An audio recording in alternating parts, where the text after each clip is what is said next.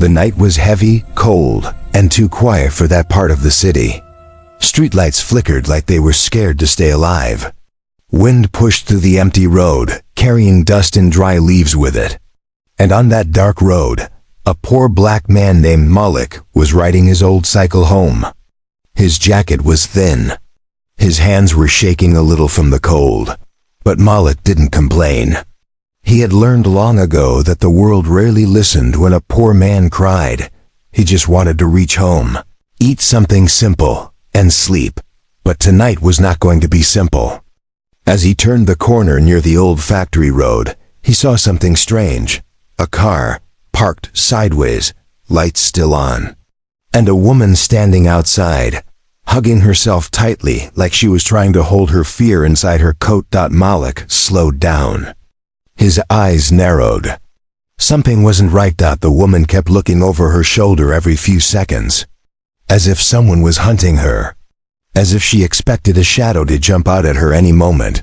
Malik's first thought was to keep going. It wasn't his business. Poor people learn to mind their own problems. Stopping for trouble only brought more trouble, but his heart would not let him pass. He pressed the brakes and stopped. A few steps away. "You okay, ma'am?" Malik asked, his voice calm and respectful. The woman turned quickly. Her eyes were wide, full of fear, but she tried to hide it. "Yes, I'm fine," she said. But her voice didn't match her words. Malik stepped off his cycle slowly. "You don't look fine." Her hands were trembling. Her breathing was fast. Malik pointed at her car. "Car broke?" She hesitated. "Tire. I think someone cut it." Malik bent down to check. The tire wasn't just flat. It was sliced clean, like someone used a sharp knife. "Ma'am, this didn't happen by accident," he said softly. Her breath caught in her throat. "I know." Now Malik understood her fear. Someone did this on purpose. Someone dangerous. He stood up, scanned the dark road. "Did you see anybody around?" She shook her head quickly. "No. But I heard footsteps earlier. And a man's voice. I didn't see anyone, but I know someone was watching me." Malik felt the cold push deeper into his bones. He tried calling a tow truck from his old phone, but there was almost no signal in that area. Just when he lifted the phone higher, trying to catch a bar, he heard something, a soft crunch. Like someone stepping on gravel behind the bushes. The woman jumped. Malik moved instantly, stepping in front of her. "It's okay," he said, but even his voice had a small shake. Bushes moved again. Malik picked up a small metal rod from the ground, maybe from the factory nearby. He held it tight. He wasn't strong, he wasn't trained, but he wasn't going to let someone attack her. "Stay behind me," he whispered. The bushes stopped moving. But the fear didn't stop. Then suddenly, a car engine roared in the distance. Both of them turned sharply. Headlights came on, bright, blinding, shining directly at them. Malik stepped forward slightly, shielding the woman with his body. The strange car rolled forward very slowly. Slowly, like the driver wanted them to feel the fear first. The woman's voice broke into a whisper. "They found me." Malik swallowed hard. "Who found you, ma'am?" But she didn't answer. Her eyes filled with tears. Her lips trembled. She whispered only one word: dangerous. Too dangerous. And Malik, a poor black man who was just trying to go home, suddenly realized this night was not going to let him go. The bright headlights burned Malik's eyes, but he didn't move back. He stood firm, metal rod in his hand, heart beating hard but steady.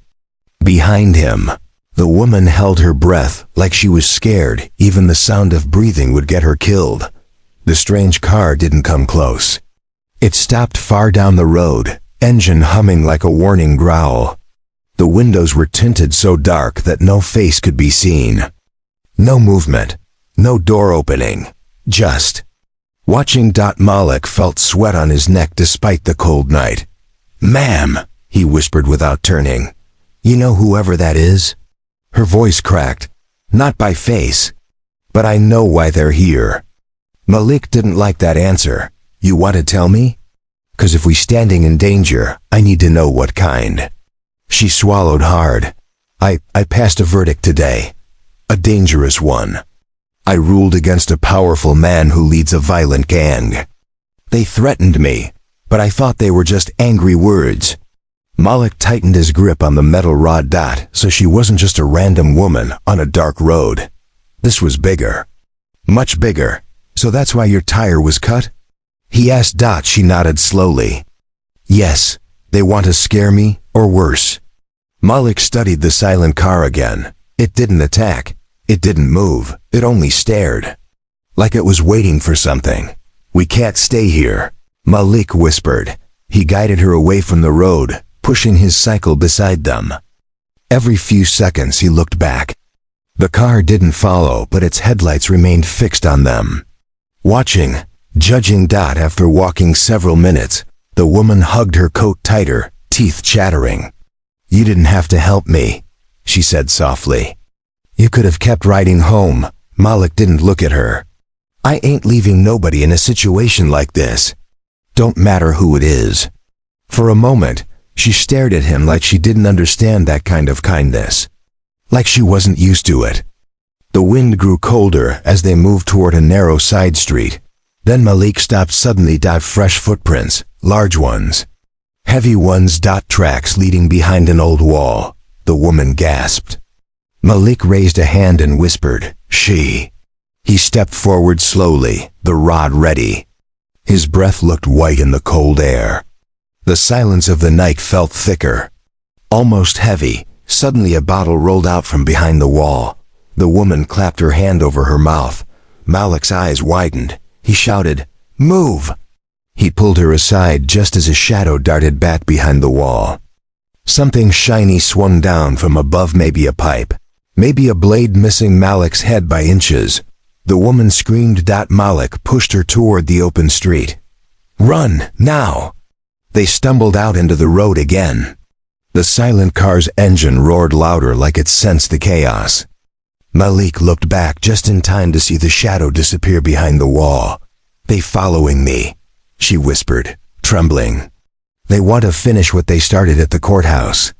Malik's chest tightened. This was no small trouble. They reached a dim streetlight. For the first time, the woman looked directly into Malik's eyes, studying him deeply. You're not scared, she said, surprised. Malik breathed hard.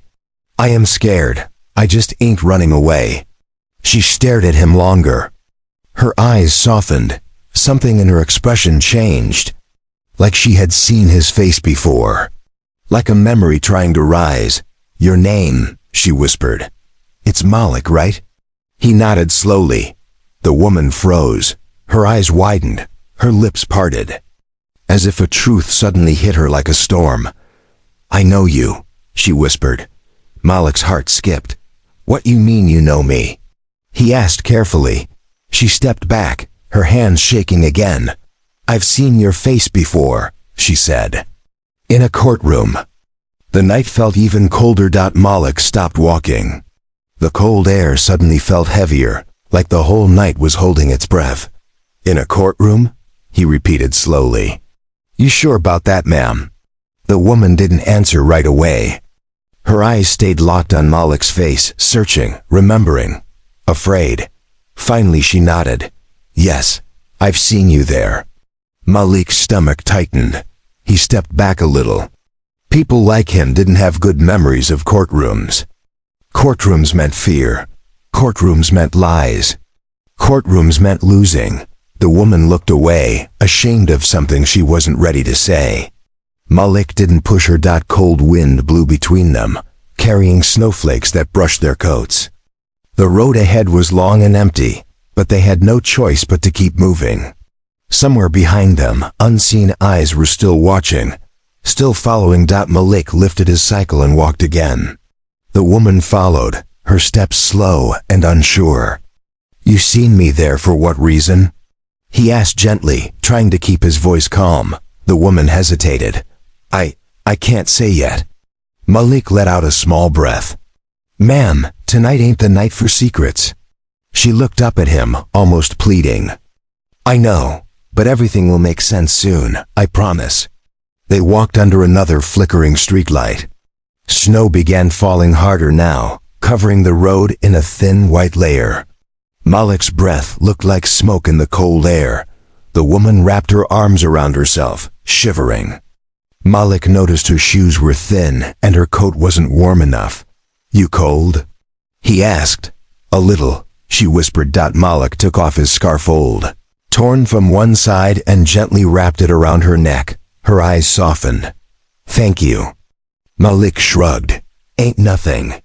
For a few minutes, silence stretched between them. Only their footsteps and the soft hiss of falling snow filled the air. Then suddenly, a sharp clatter echoed behind them. Malik spun around. A metal trash can had fallen over. Or been pushed. The woman grabbed Malik's arm. "They're still here."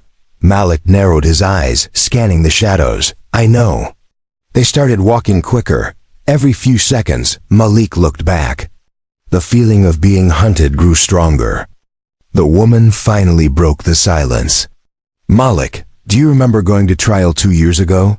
Malik froze mid-step. His heart throbbed. His mouth went dry. He didn't answer. He didn't have to. She already knew. "I was there," she whispered. "I wasn't the main judge, but I sat on the panel." Malik stared ahead, jaw clenched. Memories stabbed him, the handcuffs, the cold bench, the lawyer who barely looked at him, the lies spoken about him like he wasn't even human. "So you saw me get blamed for something I didn't do," he said quietly. She swallowed hard. "Yes, and you didn't say nothing." Her eyes filled with guilt. "I wasn't allowed, the system. It's complicated." Malik shook his head. "It's simple. Poor man loses. Every single time." She looked down, tears gathering. "I'm sorry." Malik didn't want to make her cry. "But the truth hurt. You believe I did it?" he asked. She hesitated. That hesitation said everything. But then she whispered, "Tonight. Watching you protect me. I know you're not the man the file described." Malik didn't speak. He just kept walking. He wasn't sure whether her words healed him or cut him deeper. A sudden scraping noise made them both turn sharply. A shadow moved at the end of the road, fast, low and deliberate. The woman gasped. "They found us again." Malik stepped in front of her, holding the metal rod tight. "Stay close." The shadow disappeared behind a building. Silence. Too much silence.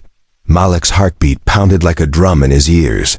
"Ma'am," he said softly, "there's something you hiding from me. Something important." She nodded slowly, fear filling her eyes. "What is it?" Malik asked. Her voice shook as she answered. "Malik, I didn't just see you in a courtroom." She paused, fighting tears. "I had your file on my desk."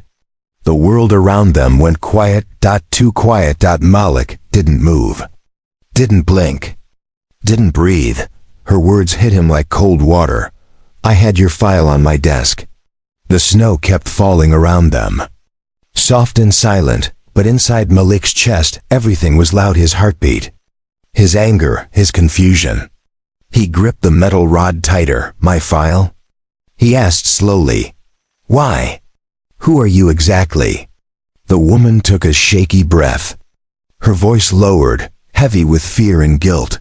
"My name is Helena Morris." Malik froze. That name was carved in his memory like a scar. "You the judge?" he whispered. She nodded, eyes down. "Yes." Malik stepped back like the ground itself betrayed him. "Judge Helena Morris. The woman whose signature was on cases involving dangerous criminals. The woman who could decide a man's future with one stroke of a pen." He stared at her, unable to speak. "You judging me. And now you standing on this road, needing help?" She closed her eyes, tears shining. "I didn't want you to know like this." Malik looked away. His jaw tightened. "You looked at my life on paper. Now look at me in real life. Do I match the lies in that file?" Helena's lips trembled. "No, That's why I'm terrified. Terrified. Malik repeated, anger rising. And what you think I've been all these years? You know what they did to me because of that case? She flinched. But she didn't run. She didn't hide. Instead, she stepped closer carefully, respectfully. Malik, listen to me. The file didn't look right. Things were missing. Statements were changed. Evidence felt off. She swallowed. But I wasn't the lead judge. I had no power then, but now? Malik asked sharply. Helena nodded. Now I do. For a moment, neither of them spoke. The cold settled deep in their bones. Somewhere in the shadows, a dog barked short, scared, and cut off quickly, like it was silenced. Helena wiped her tears with trembling hands. I should have checked more. I should have spoken up. But I was new, scared, and the system told me to follow protocol. Her voice cracked. I failed you. And maybe others too. Malik stared at the snowy ground. Hard to trust a system that don't trust people like me. Helena stepped closer. You saved my life tonight without even knowing who I was. I won't forget that, Malik. I owe you the truth. He didn't answer, but his breathing slowed. His anger wasn't gone, but something else was growing. A question. Why was she so scared? Why were dangerous men after her? Why they targeting you? He asked. Helena looked around nervously. Because I reopened a case. A case involving the gang leader I sentenced today. She paused. And your file was connected to that gang too. Malik's chest tightened. So the same people who ruined my life now want yours? She nodded. They don't want the truth out. Malik felt the night shift. This wasn't just fear anymore. This was war. Suddenly a loud clang echoed behind them. Helena jumped. Malik turned sharply, metal rod raised, from behind an abandoned dumpster. A figure rose, tall, broad, face hidden under a hood. Malik stepped forward. Who's there? The hooded man didn't answer. Just stood still, watching, judging. Helena whispered. He's one of them. I saw him outside the courthouse today. Malik's muscles tightened. Ma'am, step back. But before they could move, another sound came, not from the hooded man, but from behind them. Footsteps. Fast. Coming closer.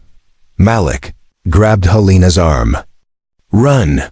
They sprinted down the snowy road, slipping on the ice, breath burning their lungs. Behind them, shadows chased them, boots hitting the pavement hard. Helena stumbled, but Malik caught her. Come on! They reached an old bus stop, rusted roof, broken bench. Malik pulled her inside, crouching low. Helena clutched his sleeve. Malik, will we make it? Malik peeked out. Shadows moved closer. I don't know, he whispered. Then he looked at her, really looked. But I ain't letting them take you. Not tonight. Helena's eyes filled not with fear this time, but with something heavy and emotional. Why? She asked softly. Malik answered without thinking. Because nobody ever saved me. But I can save somebody else. The shadows closed in. Snow rushed across the broken bus stop roof, making a soft hissing sound. Malik kept low, breathing slow, watching the shadows move like ghosts outside. Helena pressed her back against the cracked bench, hands shaking, eyes never leaving Malik's face. Outside, the footsteps grew louder. 3 men. Maybe 4. Their voices low, hungry, confident. They somewhere here, one muttered. Malik felt Helena tense. He placed a steady hand on her shoulder. Don't panic, he whispered. Panic gets you caught. Calm gets you home. She nodded, but her eyes stayed wide. Suddenly, a boot kicked the metal pole outside the bus stop. The whole structure shook. You see them? Another voice asked. Malik leaned forward, peeking through a small gap in the metal sheet. 4 men, all armed. All searching for Helena. He looked back at her. They ain't here for me. They want you. Helena's voice cracked. And they'll kill you too. Just for helping me. Malik gave a small, humorless smile. Story of my life. Before Helena could answer, a hand reached her on the edge of the bus stop, slow, creeping, ready to pull someone out. Malik reacted instantly. He swung the metal rod with all his strength. Crack! The man screamed, dropping to his knees as the rod smashed into his arm.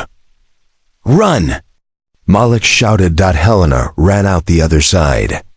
Malik followed, but another attacker lunged from behind, grabbing Malik's coat.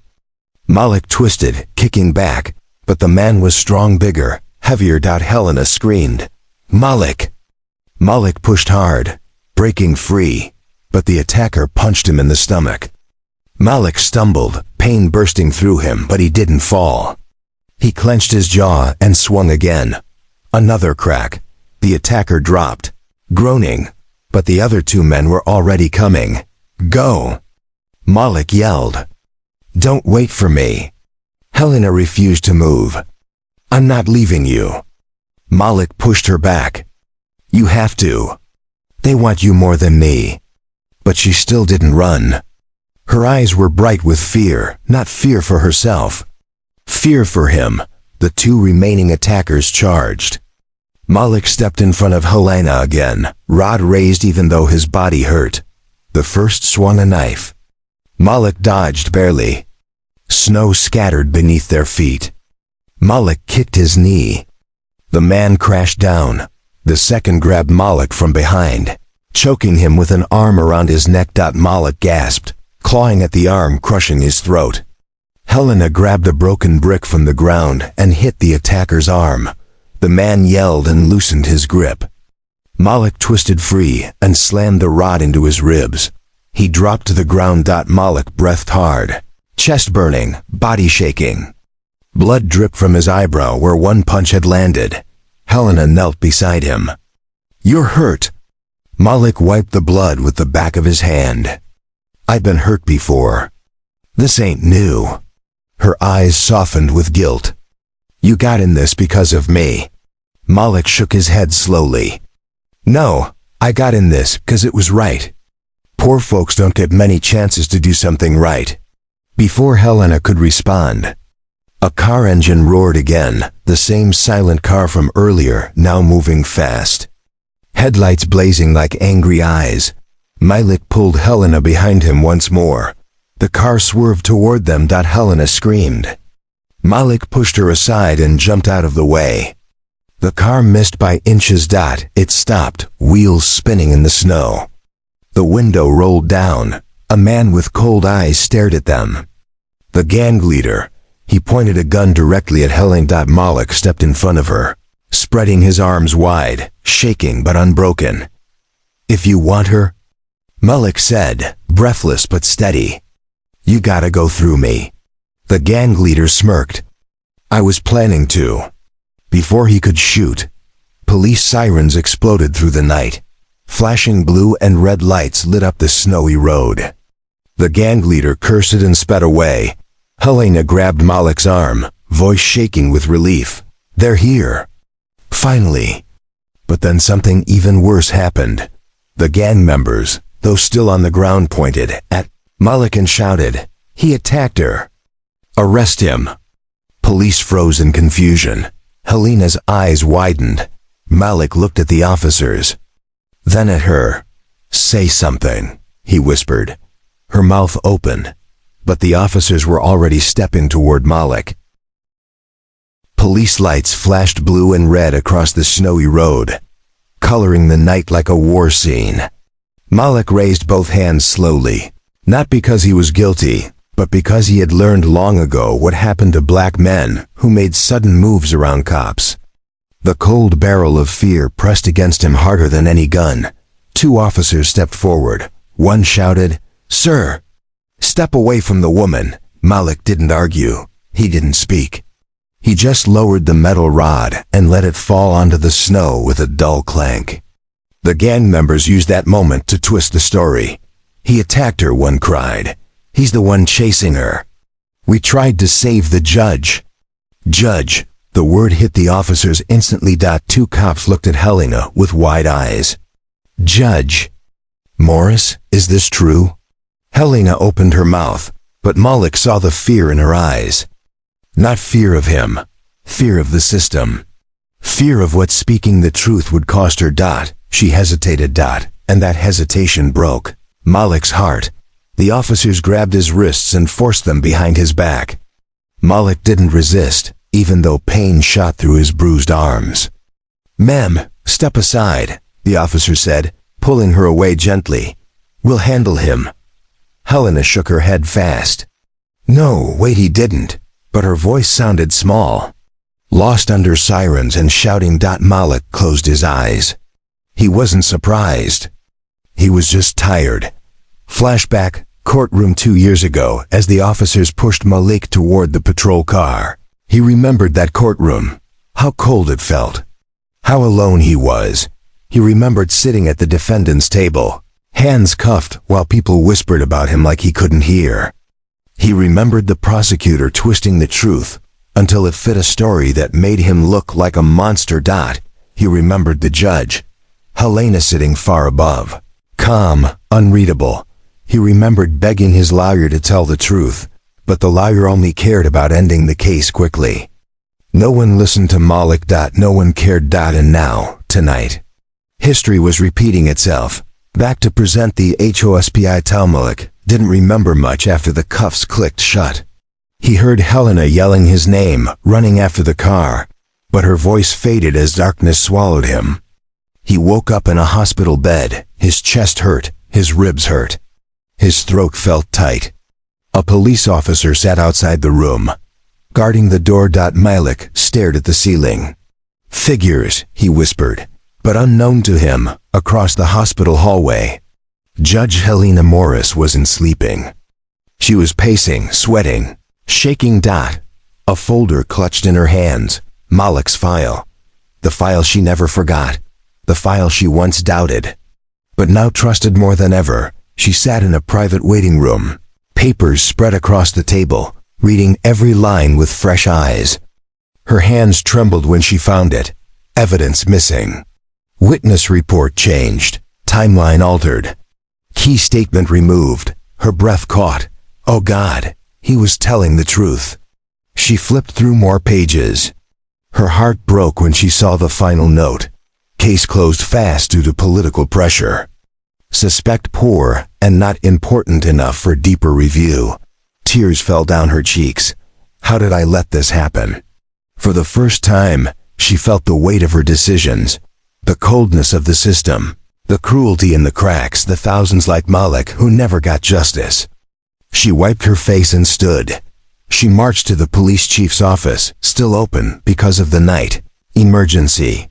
The chief looked up sharply. "Judge Morris? Are you all right? What happened?" She placed the file in front of him.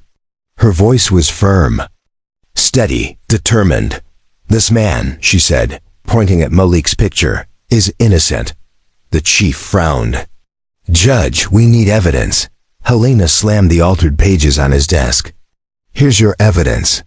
The chief flipped through the papers, eyes widening. This is serious." His voice dropped. "If this is true, then someone intentionally framed him. And someone tried to kill me tonight," Helena said, her voice breaking. "Because they know I can expose it." The chief looked at her long and hard. "Judge, if you go public with this, you put yourself in extreme danger. The gang, the corrupt officers, the lawyers, they will all come for you." Helena straightened her back. "I don't care." Her hands shook, but her eyes were fierce. "I won't let an innocent man pay for their crimes again." The chief leaned back. "Judge Morris, are you willing to risk your career for him?" Helena didn't answer with words. She picked up the file, hugged it to her chest, and walked straight toward Malik's hospital room. The decision was already made. The hospital hallway was quiet, almost too quiet. The night outside was still dark, but the storm inside Judge Helena Morris had already begun. She walked straight toward Malik's room, gripping his old file so tightly her knuckles turned white. When she reached the door, the officer standing guard moved to block her. "Sorry, Judge. No visitors for the suspect." Helena lifted her chin, her voice sharp and cold. "He's not a suspect. Open the door." The officer blinked, confused. "Ma'am, that's an order." The officer stepped aside slowly, unsure but intimidated. Helena pushed the door open. Malik sat on the bed, handcuffed to the rail, bruises on his face, a long cut on his eyebrow. His eyes opened when he heard footsteps. For a moment, both just stared. Helena took a deep breath. "Malik," she whispered. He didn't look away. But he didn't smile either. "You came to see the criminal?" he asked bitterly. Helena stepped closer. "You're not a criminal." Malik scoffed. "Then why I'm wearing these?" He lifted his cuffed wrist slightly. The metal rattled. Helena's throat tightened. "Because I failed you once. I won't fail you again." She placed his file on the bed. "These papers. They were tampered with. I've confirmed it." Malik didn't speak, but his jaw tightened. Helena continued, her voice trembling. "You were innocent. From the beginning. They knew it. They covered it. And she swallowed. I trusted the system more than I trusted my own eyes." Malik stared at her with a strange mixture of pain and understanding. The past 2 years, all the nights alone, all the anger, all the shame, they sat between them like a shadow. "You should have said something then," he said quietly. "I didn't have the power then," she whispered. "But I do now." Helena reached into her coat and placed a document on Malik's lap. "I filed a motion to reopen your case. I'm testifying personally. And by sunrise, your charges will be officially dropped." Malik froze. "What you saying?" he whispered. "I'm saying," she said, tears filling her eyes, "I am clearing your name. And I'm doing it publicly." He looked away. His hands shook.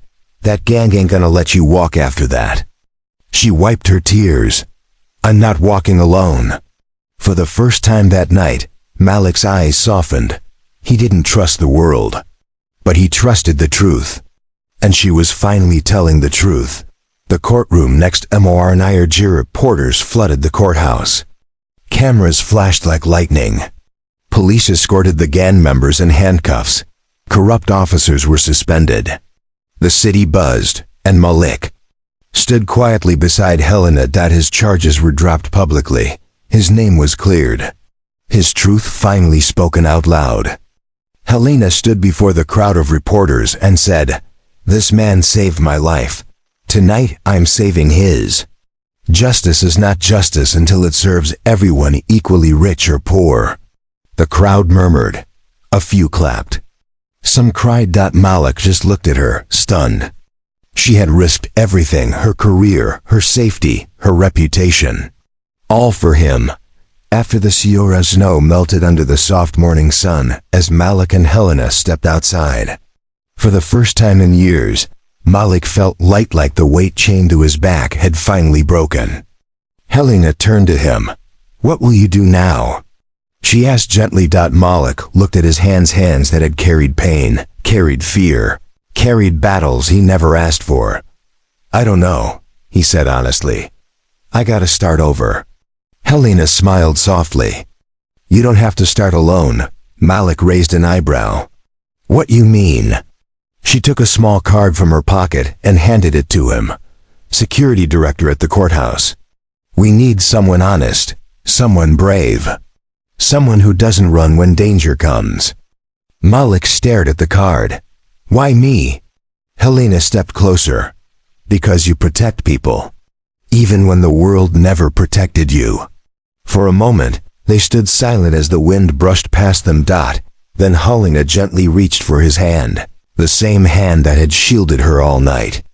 "You saved my life, Malik," she whispered. "Let me save yours."